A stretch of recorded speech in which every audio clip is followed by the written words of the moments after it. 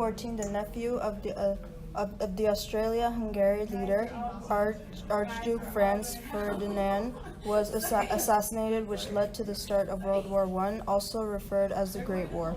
The Great War included two sides. One side was referred to as the Allies, which included England, France, Russia, and later the United States. On the other side was the Triple Alliance, which consisted of Germany, Austria, Hungary, and Italy.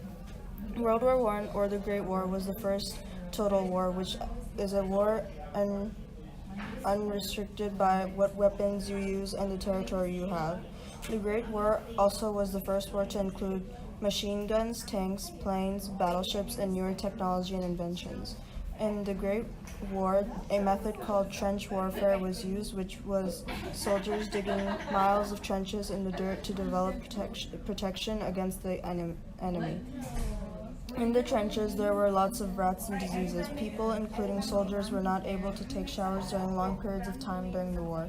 Because the soldiers were in trenches for months at a time, this led to many diseases. These trenches caused the war to move slower, and in fact 97% of the soldiers and 14% of those soldiers would end up dying from the diseases because of the trenches. The beginning of the Great War started with the Germans defeating the Russians when the Russians tried to invade Germany in the Battle of Tannenberg. When Germany wanted to control Paris, they had to go through Belgium, which caused Great Britain to support the French. This later ended up stopping the German invasion in the Battle of Marne. But the Germans penetrated the French line in the Battle of the Verdun in the longest battle of the war, which lasted around 10 months. The Allies tried an attack against the Germans while they were struggling in the Battle of Somme, where millions of Allies ended up deceased, making it one of the deadliest battles of World War I. Start.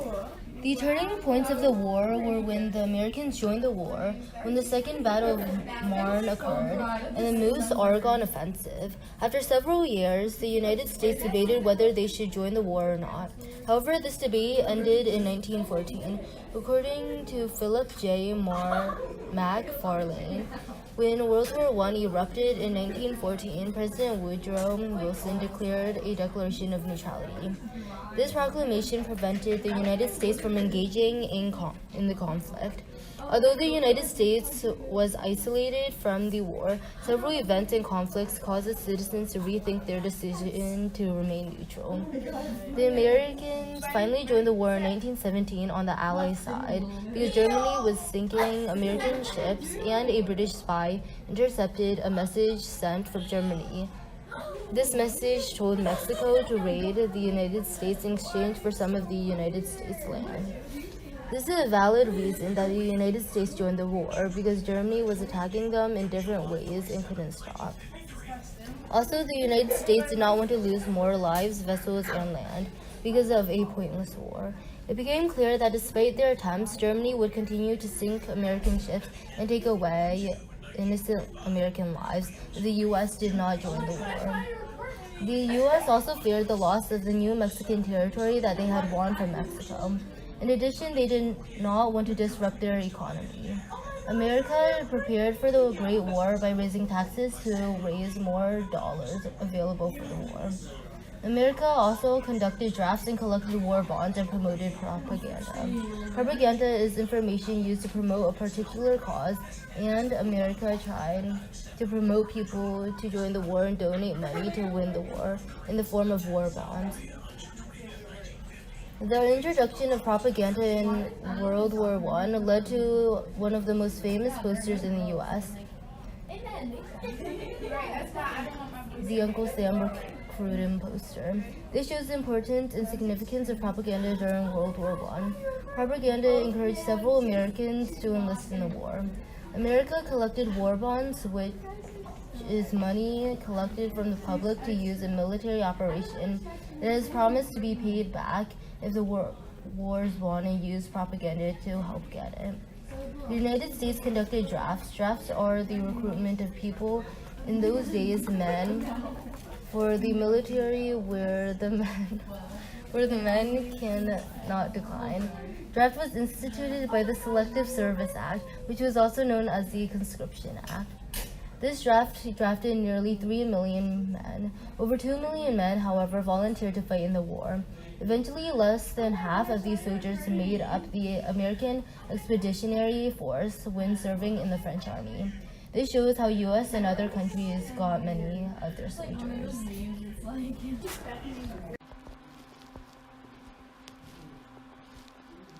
The United States spent $20 million for equipment like guns and ammunition for the war by manufacturing them through factories. Very few soldiers in the war could fly, use a gun, bomb, or had previous experience in the war. The experienced soldiers had to teach the new soldiers what to do in some particular skill. When Americans joined the war, they provided soldiers and equipment for support for the Allies.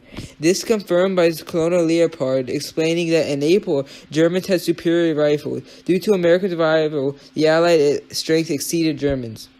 The Second Battle of Marne was another turning point in the war, and this battle was the Germans' last attack in Allied territory. The Allies won the battle because the Allies countered against Germany, making their army split up and caused them to retreat and lose some of their territory. Michael S. Nyberg also explained that it was a turn in the First World War. The Meuse-Argonne, all known as the 100-Day Offensive, was one of the last battles of the Great War and was another turning point.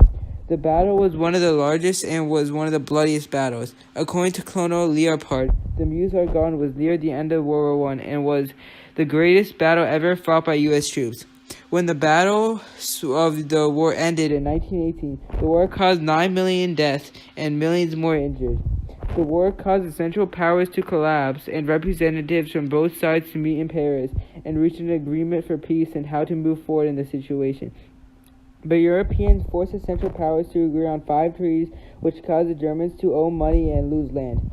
Germany took 50 years to pay the debt. According to commentary, the Treaty of Peace terminated the war with Germany June 28, 1919. Free blacks and slaves enlisted into the army during the war as well. Even though they were fighting for their country, whites would refuse to fight alongside them in the front lines, often giving them other jobs. Over 200,000 African Americans fought in the expeditionary forces in France and helped them win the war. Even though everyone was fighting for the same country, whites would refuse to associate with the black soldiers, as they also given supporting roles instead of fighting of the front lines.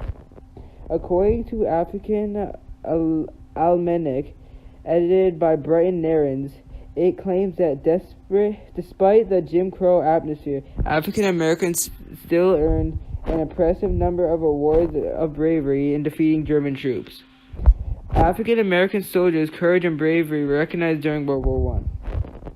But when African Americans returned home, racial tensions and violence soon escalated even more between blacks and whites competing for neighboring jobs and public spaces. As increasing numbers of African Americans moved north, so did segregation. Northern cities, including Washington, D.C., passed laws to separate races. President Woodrow Wilson even replaced African American office holders with whites and initiated a systematic segregation of civic service jobs.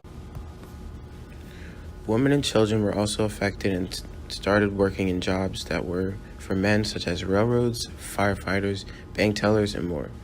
Around 400 women died from overexposure to TNT during World War I. Women's employment rates increased during World War I from 23.6% of the working age population in 1914 to between 37.7% and 46.7% in 1918. The employment of married women increased sharply, accounting for nearly 40% of all women worked by 1918. World War I caused over 500,000 children to lose their fathers, which caused the children to grow up in a different environment. The woman still had to support the children and would be around less, so the children would have less parents around them. Women did not get a fair pay when the men got back, and even got forced out of the job they were in. Is that it?